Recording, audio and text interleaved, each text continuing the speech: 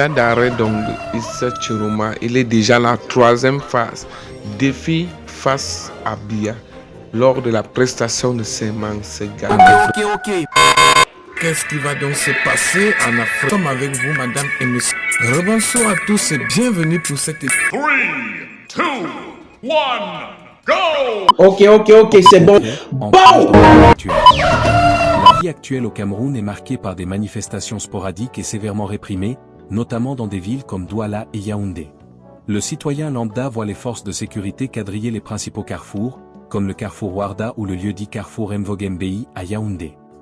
Les réseaux sociaux débordent de hashtags critiques comme hashtag #BiaMustGo ou hashtag FreeCameroun, témoignant d'une jeunesse et d'une opposition exaspérée qui se sentent flouées.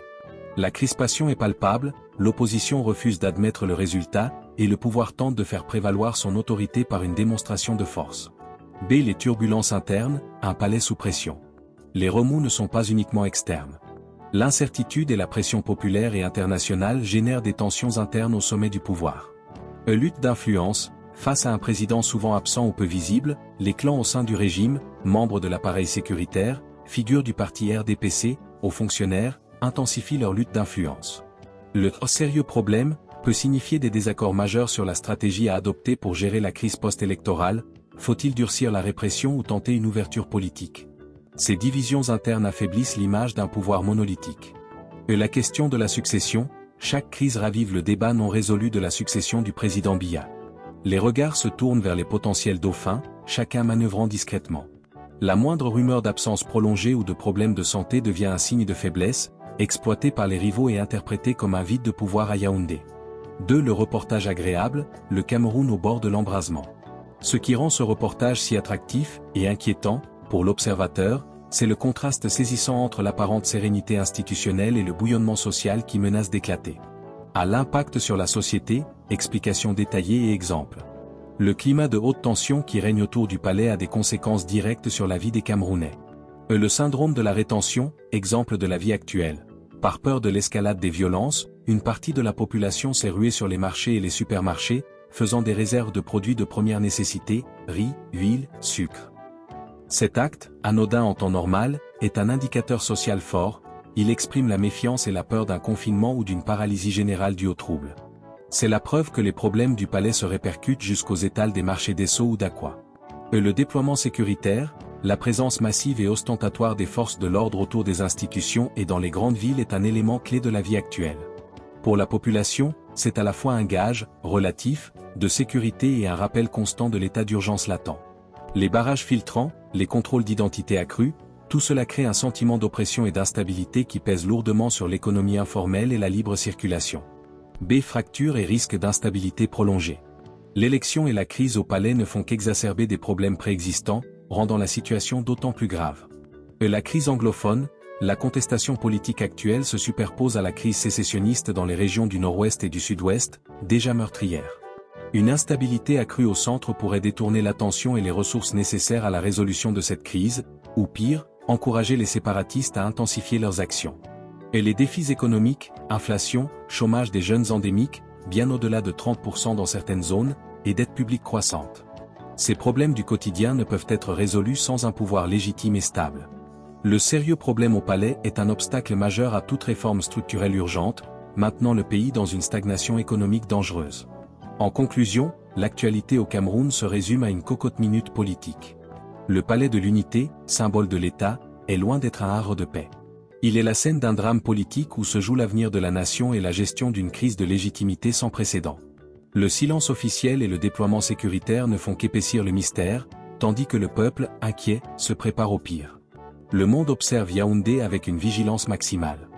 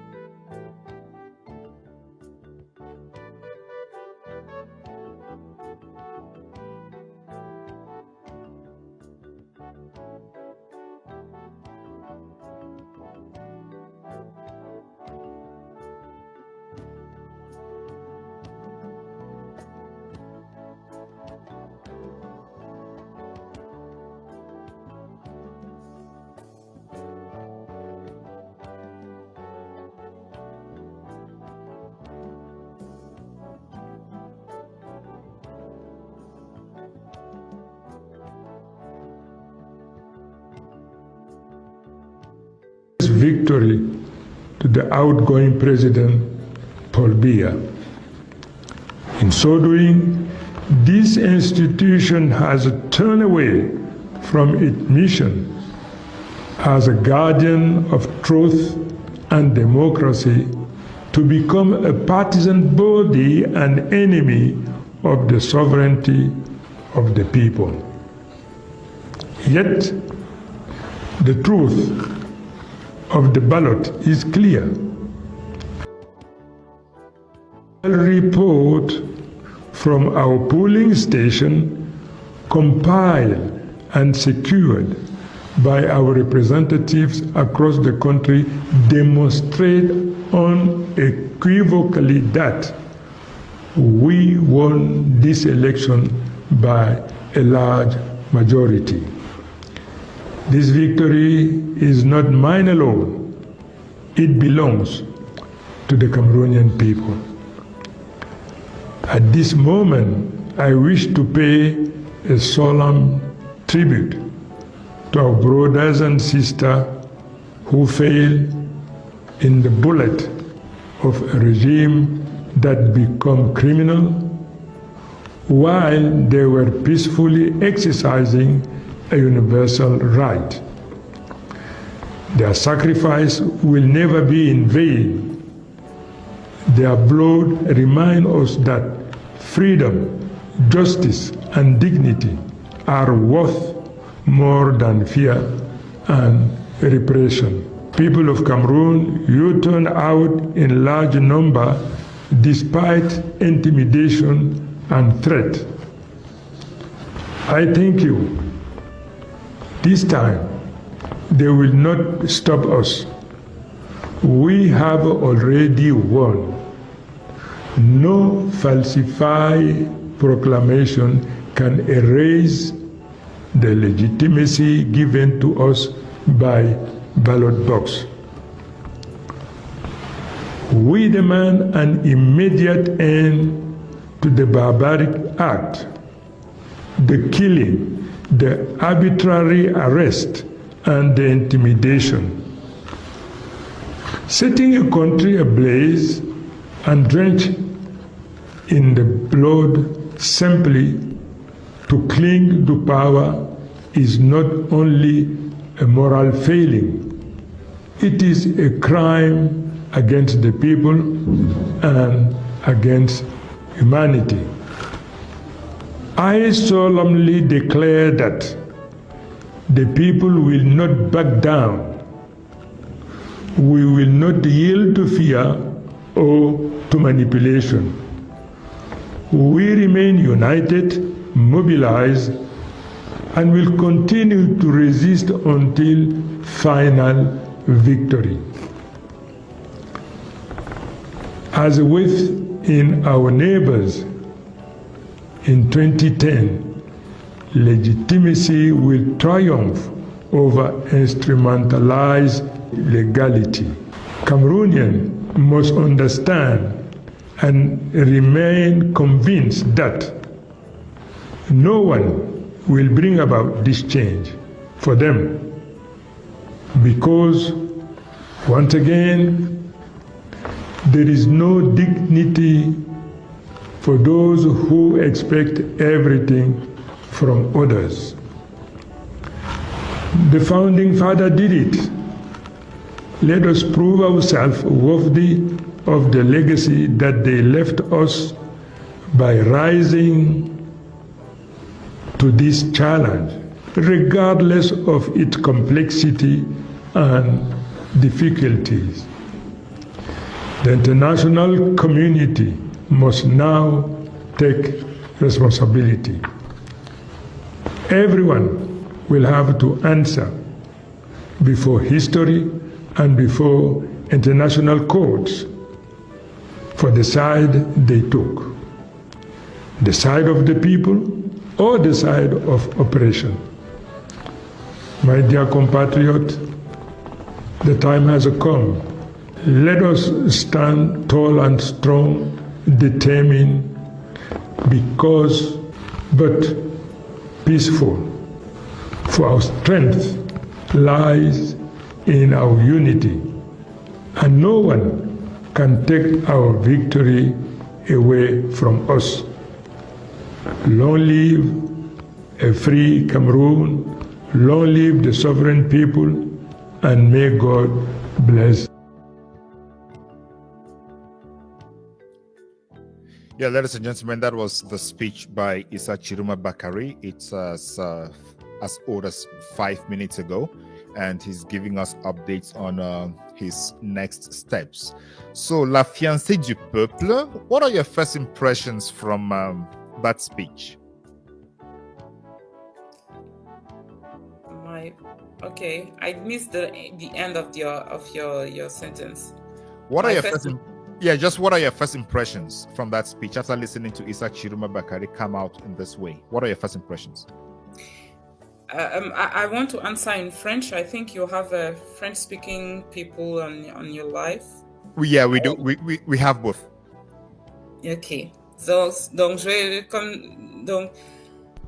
Quelles sont mes premières impressions? Je trouve que Monsieur Issa Chiruma s'exprime avec la responsabilité et la conscience de la gravité de la charge qui est la sienne aujourd'hui. Il a la charge d'être le visage et le leader qui nous guide dans ces temps incertains sur le chemin de la préservation de la vérité, de la protection de la vérité, de la promotion de la vérité. Et je crois que c'est une tâche vraiment colossale parce que elle implique de prendre aussi la responsabilité du risque de dérive que cela entraîne. Aujourd'hui, quand Monsieur Issa Chiruma Bakari s'exprime, qu'il prend position par rapport à la situation du Cameroun, il doit à tout moment garder en tête que chaque mot qu'il prononce, chaque prise de position peut avoir des conséquences directes sur la vie d'un être humain. Et c'est une responsabilité terrible. Il doit, depuis que ces élections sont terminées, choisir en permanence entre préserver la volonté du peuple et céder à la pression. Et avec la manière dont l'esprit humain fonctionne, très rapidement, et ça a d'ailleurs déjà commencé, j'ai vu le communiqué du ministre de l'administration territoriale tout à l'heure, on va dire que c'est lui qui est responsable des massacres, et que c'est lui qui est responsable des destructions, que c'est lui qui est responsable des morts et des pertes de biens matériels, parce qu'il a osé dire qu'il avait remporté ces élections. Comment on justifie cette affirmation? Ça, personne ne s'interroge là-dessus. Et je crois que humainement, c'est une responsabilité terrible. Et je voudrais exprimer personnellement mon admiration par rapport à la manière ferme et constante avec laquelle il se tient aux côtés de la vérité. Dans tous les débats que nous avons aujourd'hui et dans toutes les réflexions que nous faisons par rapport à la situation, nous ne devons pas oublier les vraies responsabilités. Qu'est-ce qui s'est passé? Il s'est passé qu'un régime qui brille par son incompétence et son absence de soin de démontrer pour les Camerounais, a présenté quelqu'un à des élections présidentielles et nous a demandé aux électeurs camerounais d'aller choisir un président de la République pour les 7 prochaines années. Ce que nous avons fait. Et une fois que ça a été fait, ce régime s'est organisé pour changer la décision que nous avons prise et nous imposer la décision des quelques membres qui composent ce régime. On ne parle même pas de 20 personnes.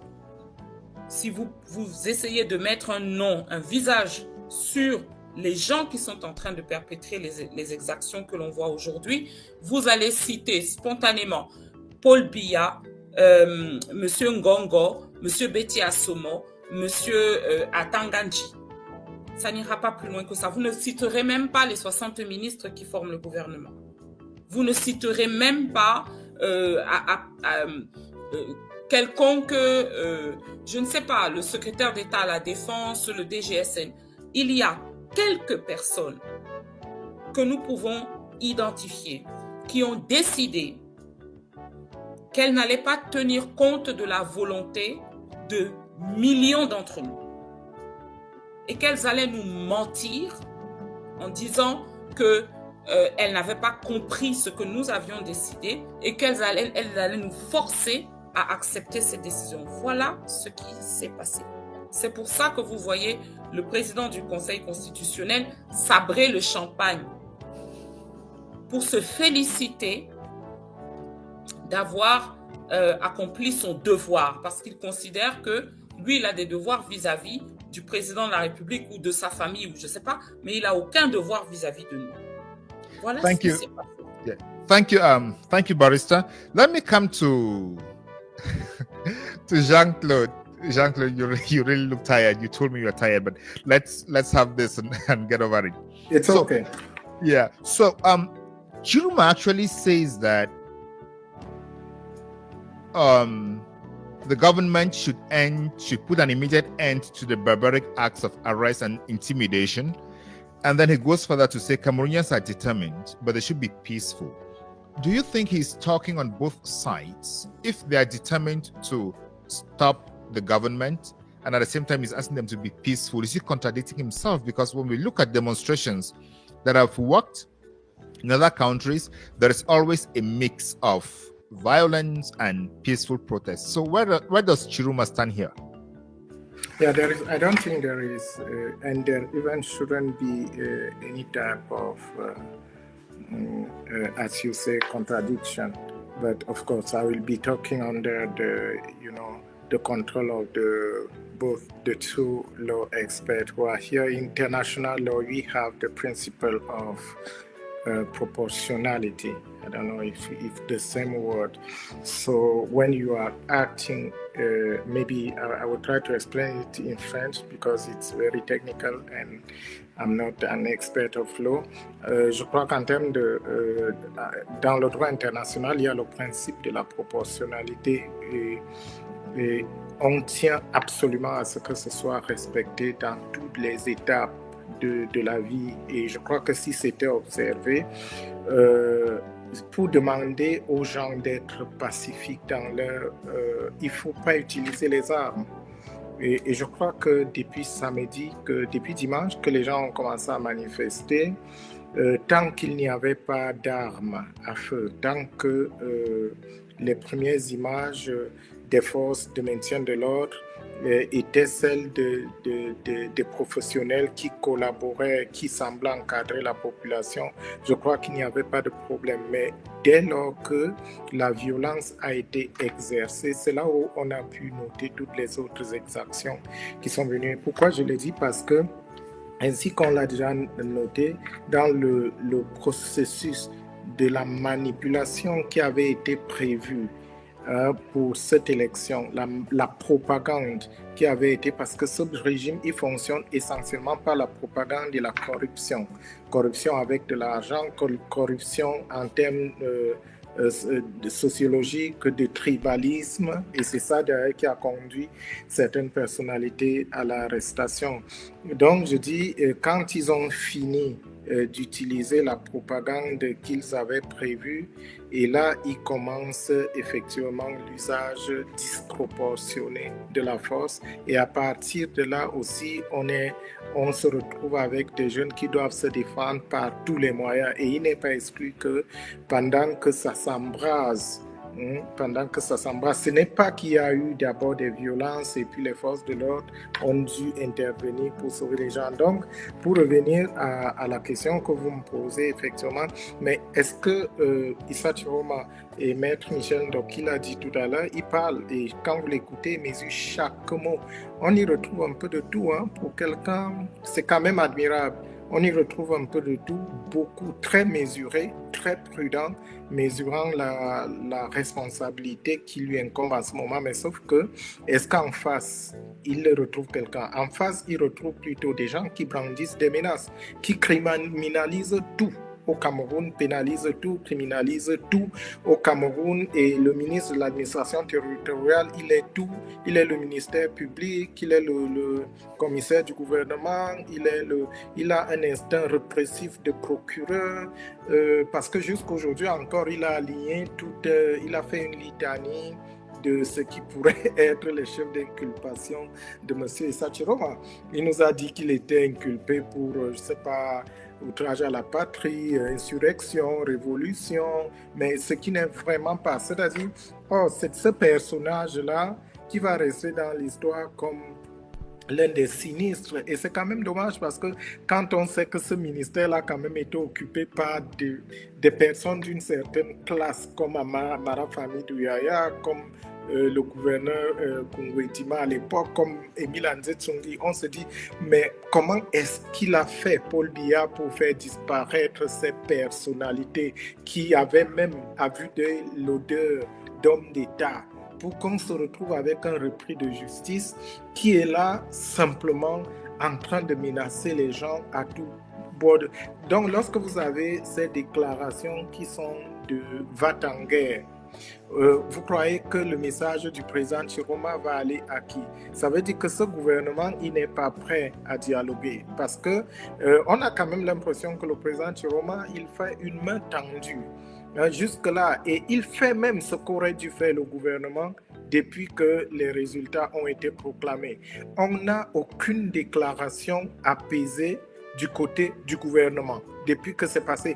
On s'étonne de cette façon de gérer une crise aussi importante que celle qui secoue notre pays en ce moment. Il n'y a absolument aucune prise de parole. Ils ont essayé jusque-là parce qu'au niveau diplomatique, c'est un échec cuisant, mais cuisant, et ce n'est pas fini parce que ce que nous avons fait aujourd'hui comme travail, ce n'est pas fini parce qu'après l'Union européenne et les Nations Unies, si vous prenez les deux paragraphes, si vous prenez les deux statements de l'Union européenne et des Nations Unies, vous voyez que les premiers paragraphes ont les mêmes éléments de langage. Absolument. Et j'ai appris à lire les communiqués des Nations Unies. Ils disent tout dans le premier paragraphe. Et quand vous voyez là, ils ont utilisé droits de l'homme, droits fondamentaux, respect, enquête approfondie. Et puis le reste, effectivement, comme disait le maître Agbo Nkongo, ce n'est pas comme si on va s'attendre à ce qui s'immisce dans les affaires internes pour vous dire que c'est elle qui a gagné. Ils ne le diront pas, ça d'autant plus que en ce moment, on doit s'attendre à ce qu'il y ait d'autres steps. Parce que quand vous voyez tous les États, y compris la France, tous les États de l'Union européenne ont adhéré, ont travaillé ensemble, ont fait une sortie commune et qui a été partagée. Mais si vous allez sur les pages des différentes ambassades, chacune d'elles a partagé le communiqué de l'Union européenne pour le reconnaître comme l'unique position commune de toute l'Union européenne. Okay. Une position ferme, mais très prudente aussi, qui laisse beaucoup d'ouverture par rapport à ce qui pourrait se passer dans les prochains jours, et ça va leur permettre effectivement de donner le dernier coup de grâce. Or, pendant qu'on y est, nous sommes en train de travailler encore pour amener le président Donald Trump qui exige avoir beaucoup plus d'éléments. Je crois que nous avons une équipe aujourd'hui qui a été reçue au département d'État américain, et je crois Let's talk about that in a moment, Jean-Claude. Let's talk about the next steps in a moment. All right. Yes, please. Maître Agbo, you listened to President Issa Chiroma Bakari's speech, and he mentioned the determination of Cameroonians who voted for him to take their victory to the end, and at the same time, he calls on them to be peaceful.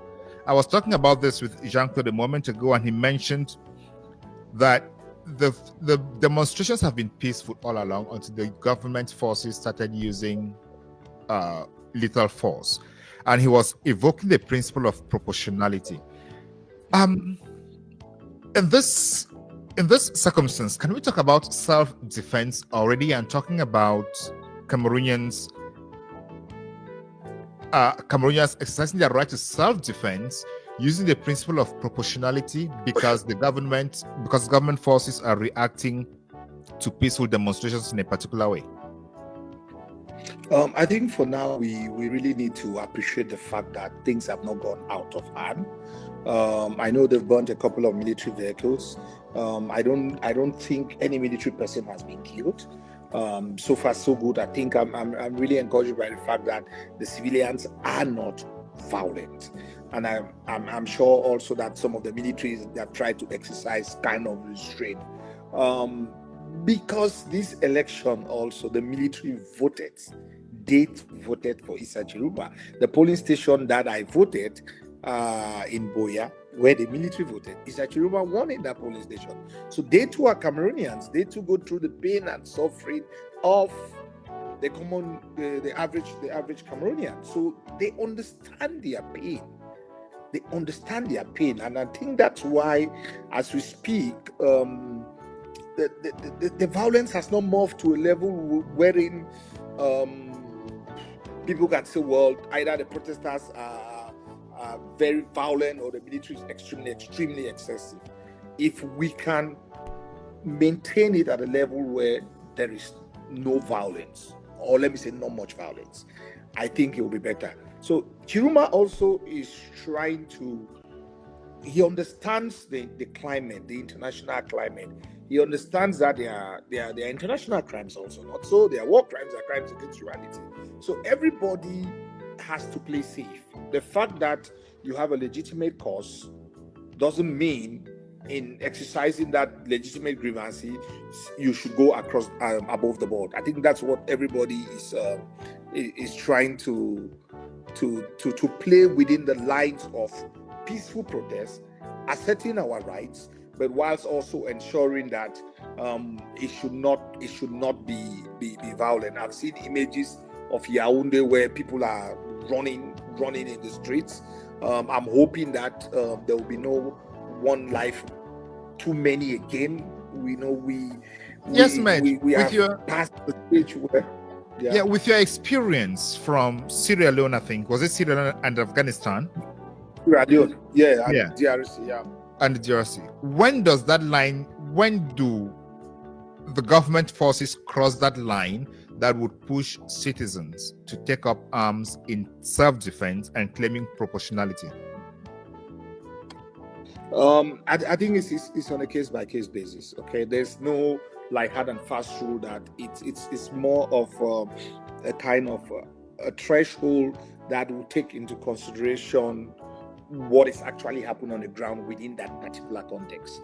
That civilians will say, like, you know what, enough is enough. They have been killing a lot of us. We have to also protect ourselves, like what happened in the Anglophone Cameroon. I believe that the military also have learned lessons with what happened in Anglophone Cameroon. I believe also that because they too are going through the pain and suffering, we will not get to that threshold, Bernard, where the civilian population will pick up arms. Because if we get there, then it becomes uncontrollable, everything becomes chaotic, and the country starts getting downhill to a level that none of us will recognize the country. Did you follow Atanganji's press conference today? Lived in this part of the country. Did you follow Atanganji's press conference today? Oh yes, I followed it already. Do you have the impression that he is speaking the mind of the government, or he is talking about himself and his delusions?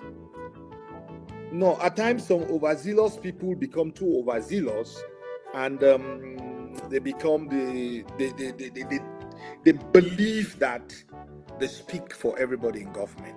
But we've seen what overzealousness did him in getting Kamto eliminated through the ELECAM on the Constitutional Council. We saw where it's led them today. So overzealousness might not help us at this moment.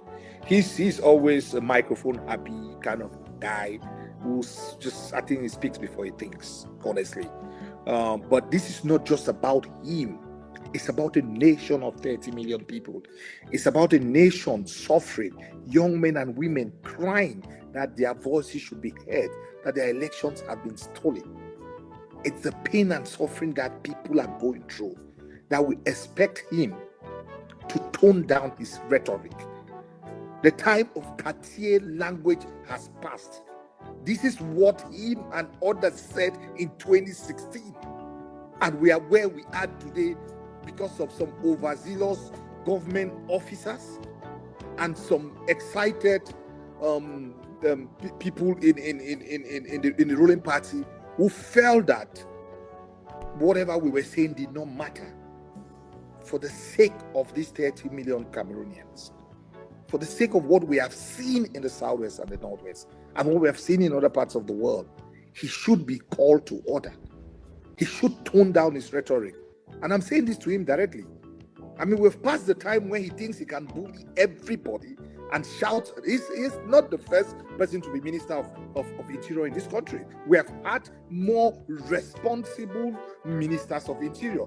And in a period of conflict, your tone, the style, your mannerism also has to change, has to reflect the reality. I speak as a Cameroonian. I speak as somebody who has concern of the people of this country. No minister, no president, nobody in this country has to be condescending to Cameroonians at this particular point in time. It doesn't help the country. You might win, but the country might lose. And all of us today are speaking because we are Cameroonians.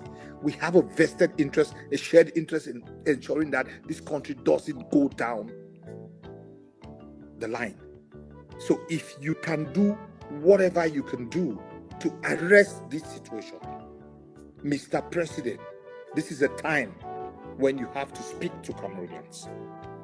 You have to speak to Cameroonians from the heart. You have to address Cameroonians and come down from your high horse and address issues. Talk to Cameroonians. Appeal to them.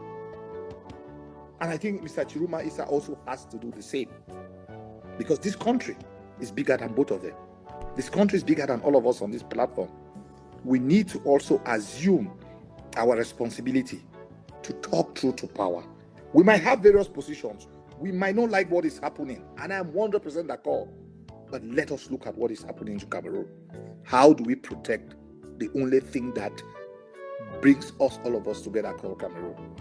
We cannot be led through the nostrils by Atanganji and his cohorts. We should not accept.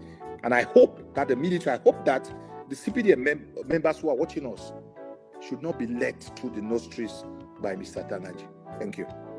Thank you so much, Barrister. There is so much sense and emotion in what you have just said. And when you listen to what Atanganji says, it's like he's not talking to human beings. He's not talking to Cameroonians. Barrister Michel Ndoki, let me come over to you. Before the elections, you traveled throughout Cameroon. When you were traveling throughout Cameroon, did you have the impression that Cameroonians were so much attached to Issa Chiroma Bakari to the extent that they would come out on the streets to defend their victory?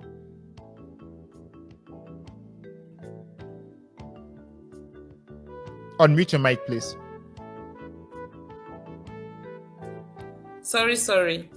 So I was saying that when I traveled around Cameroon, the conversation was not about a person. The conversation was about the fate of this country, the prospects that we had of changing the trajectory of the country and the role we could play in achieving that change in trajectory. So it was not about one candidate or the other. And a lot of people had very different opinions about who they would vote for. among the nation builders association, you had people from various parties, SDF, PCRN, FSNC, a lot of different parties, and of course people who were not member of any party.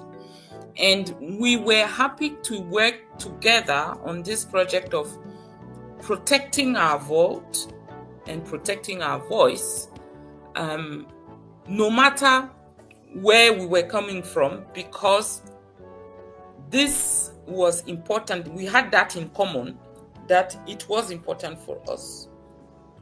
And then there was this campaign from Issa Chiroma Bakari, and I'm sure you realize, as we all know, that he didn't start that well. First interview I remember he granted was actually not his best, not at all. I remember the young man who was interviewing him, a blogger, asking him, why should we trust you at this point in time, knowing where you're coming from? And he repeated the same question 3 or 4 times. And Issa Chiroma Bakari could not answer the question until he asked him to stop. This is where he started. And then he changed the perception that Cameroonian had of him. So what is that thing that is actually pushing Cameroonians at this point to say we must get down to the streets to defend it? Is it because Chiroma said it, or if anybody said it, they'll just go down to the streets? No, actually not at all. It is not about Issa Chiroma Bakari. That is what I'm saying, actually. If you see the performance of PCRN, if you see the performance of the SDF candidate and the other candidates, you see the change. I'm sure that militants, active militants of SDF, of PCRN, of other parties, of UNDP, voted Issa Chiroma Bakari instead of the president of their own party. I am sure. But this is because it was not about the individual. It was about us, since they would not agree on one candidate. It was about us choosing one person and making sure that the person that we would have chosen would go fight for that change until the end. So Cameroonians compared all of them and said, this is the person I will bet on, who can fight this till the very end. And so far, he has not disappointed. He made a very inspiring campaign, but more importantly, he is holding up his part of the bargain. We did our part, he's doing his job. And it's not about... How far do you think he can go? I think he can go as far as being sworn in November as the president of this country. How is that going to happen?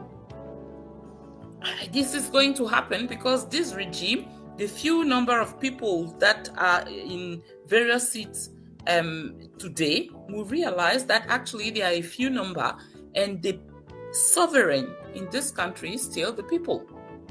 So we will make sure that they understand the message, that they don't own us and they don't own our country. We own them. We pay them. We pay for their kids' school fees. We pay what the clothes that they wear. We pay the AC that they use. We own them. It's not the other way around. And we will make that message across until they do understand. Because it's the reality. People died to make this country a republic. So we are not. I will come back to you now. Yeah, I will come back to you to discuss on what is going to motivate Cameroonians who are already on the streets, because it seems as if it's only the streets that can help change the situation or can help the government respect the constitution or the results from the ballot box. As Issa Chiruma said, though he said with our neighbors in 2010, they finally respected the law. I think that's what he said. Our neighbors in 2010, they finally respected the law. And I think he's talking about Côte d'Ivoire, one of the countries where you have lived. But I'll come back to you in a moment. Let me talk with Jean-Claude. Jean-Claude, we're talking about statements by the different international organizations, and I'm just saying now that the African Union has put up a statement, and that statement from the African Union congratulates Paul Biya as the newly elected president of Cameroon for his 8th mandate. So the statement says the chairperson of the African Union Commission, Mr. Mahamadou Ali Yusuf, notes the proclamation of the results by the Constitutional Council of the Republic of Cameroon on the final results of the presidential election of 12 October 2025. To this effect, the chairperson extends congratulations to His Excellency Paul Biya on his victory as the re-elected president of the Republic of Cameroon. However, the chairperson is gravely concerned about the reported violence, repression, and arrest of protesters and political actors in connection with the election results. The African Union Commission chairperson calls on all institutional and political actors to exercise restraint and work towards the preservation of social cohesion, peace, and stability in Cameroon. He urges the Cameroonian authorities to accord topmost priority to inclusive national dialogue and consultation with all political stakeholders in order to reach consensus in the spirit of national unity, peace, and collective security. The African Union chairperson reaffirms the African Union's commitment to continue to support the people of Cameroon in the quest to consolidate democracy, social justice, and the rule of law. So that is it. But in his statement, Issa Chiruma said Cameroonians are not going to beg anybody to ensure that the results are respected. So from all the statements that we've read today, one thing comes across. They are calling on the government of Cameroon to respect fundamental rights, to respect freedoms, and to ensure that there is dialogue to resolve the problems. But one thing I have not read from these statements is that the riots and the demonstrations are because Cameroonians believe that their votes were not respected, that the elections were rigged. Why do you think this cause is always taken out of these statements? Why don't they put the cause as part of the statements? Because the human rights violations are an effect of that cause. Why do they keep taking the cause out?